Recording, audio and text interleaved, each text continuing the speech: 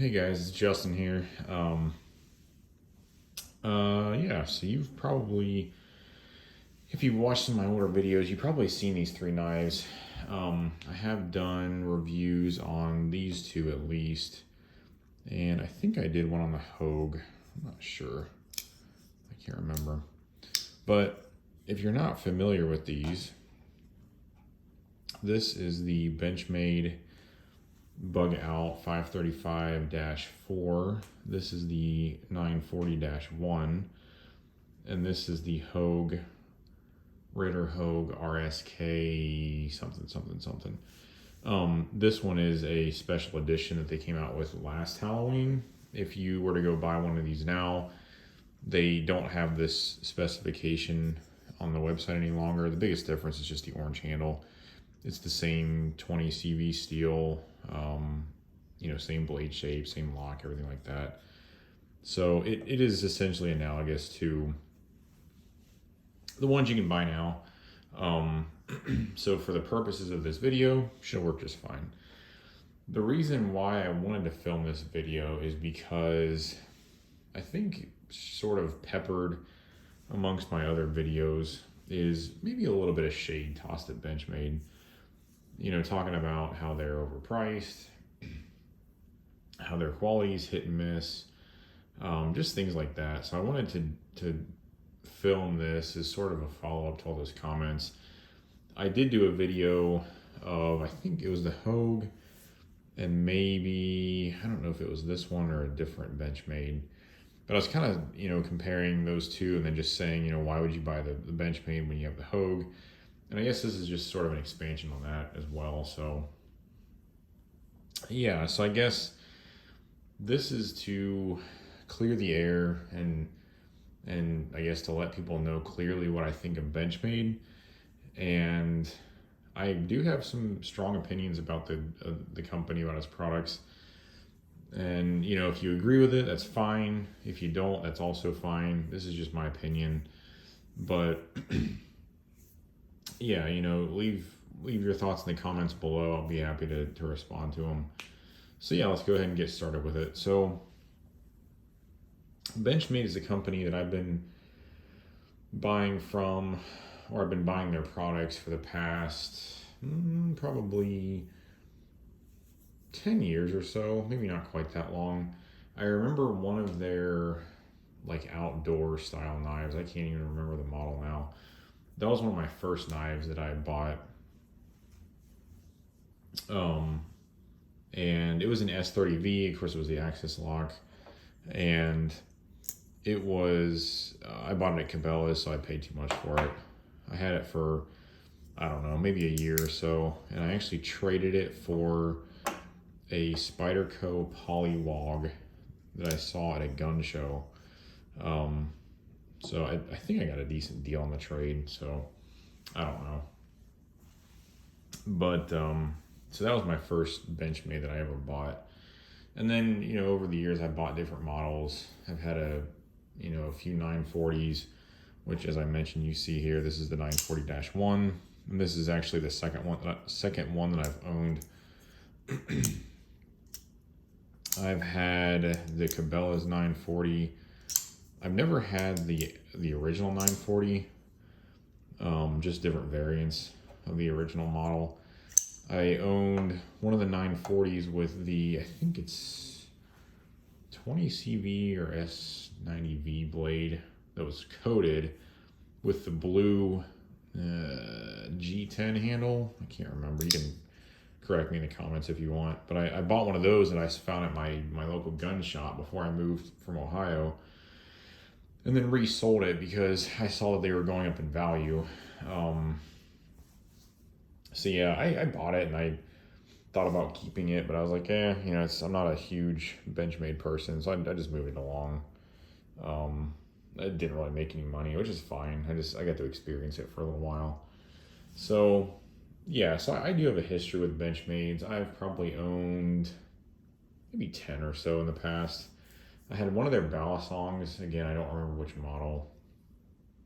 It's a lot easier remembering, at least for me, like Spyderco models, because they have actual names in most cases, whereas Benchmades, I guess they do like the bug out, but this one's more known as the 535-4, and of course the 940. And then you have like the, I don't know, I guess a lot of them do have names like the Fact Auto, the Contigo. So yeah, and I mentioned that their quality is sort of hit and miss. And I've seen that even in the few that I've purchased. Centering's been iffy. The bug out that I had, the base bug out that I sold a few months ago, the grind was really bad, and it was actually missing the steel marking on the blades. You see the M390 there. It should have said S30V, but it didn't have that at all. And the grind was really bad on that one. The centering was good. So, that was a positive.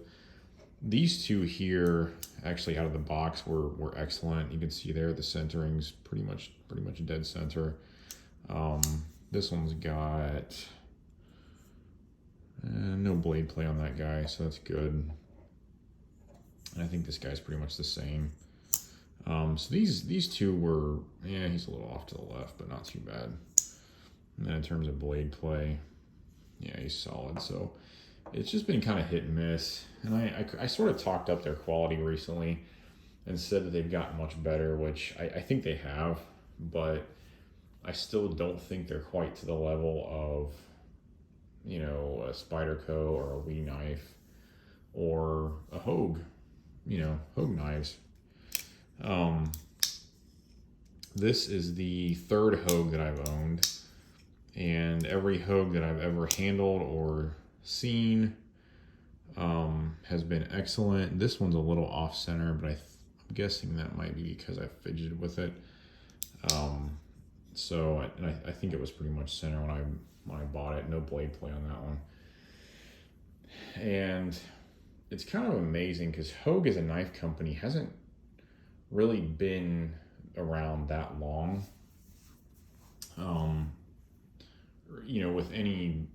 With any meaningful, I guess, product portfolio. But, recently, past few years, maybe 5 to 10 years, probably less than that, probably more like 5 years, they've really come out with a lot of models that have really gotten people's attention. They have the Hogue Deca now, which is sort of like a bug out competitor. They offer it in all kinds of different configurations. The most compelling one to me being the one in MagnaCut. It does use a version of this style of slide lock. So Benchmade's patent on their lock actually expired, I don't know, a couple of years ago now. So every company, is releasing knives with a similar style lock. You can see it on the Hogue here. I don't know if I think there are differences in the design. I think Hogue uses a little bit different springs, but same operation and everything. But I guess the point is, Benchmade over the years, in the ones that I've owned, I've seen quality being up and down. I've seen the same in groups on Facebook, and just on YouTube, people reviewing Benchmades. And at the same time, their prices have continued to increase at an exponential rate. And I know everybody's increasing their prices, but it seems like their prices have gone up, or they've started at a more unreasonable place than other manufacturers. So like this Hogue, not in this specific configuration, because this one was, I think, maybe 200.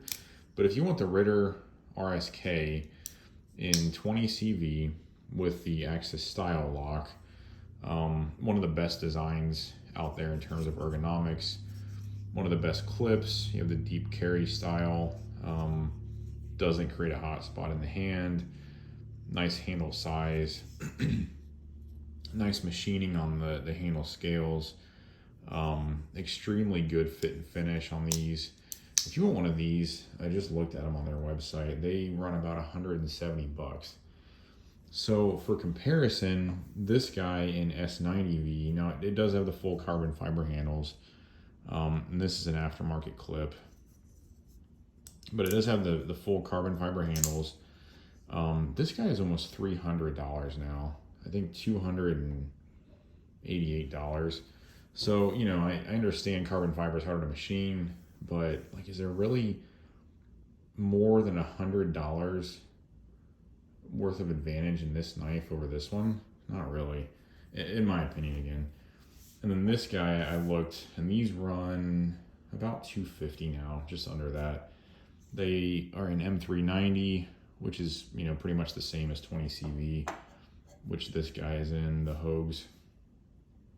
And you know, this is aluminum handle, so it's a little nicer than the G10. But again, is this worth, you know, almost $100 more than this? You know, you really have to think about that. I guess the point is, I don't really like Benchmades. I've sold off 2 more of mine recently. I just sold a Fact automatic, which it was a nice knife, not worth $330 some. I think I sold it for like $275 or something like that. That's another thing I have an issue with. And maybe it's my sale posts. Maybe it's, I don't know, maybe it's me, but I just don't seem to be able to move Benchmades as easily. And I don't know if it's because I'm expecting to get too much out of them. They're just overpriced from the factory, and you know, their value drops so much on the secondary that I'm wanting too much. I don't know what it is, but it took me a while to sell that Fact.